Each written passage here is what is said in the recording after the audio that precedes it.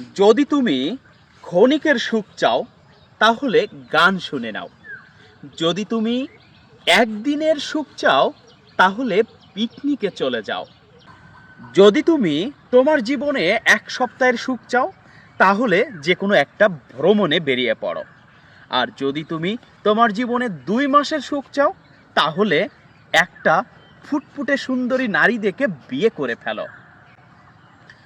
যদি বেশি দিনের সুখ চাও তাহলে এক্ষুনি টাকা উপার্জন করো। আর যদি সারা জীবনের জন্য সুখ চাও তাহলে নিজের আপন কাজকে ভালোবাসো। একটা কথা মনে রাখবা, তুমি যদি তোমার নিজের কাজকে না ভালোবাসো তাহলে তুমি জীবনে কখনো স্থায়ীভাবে সুখী হতে পারবে না।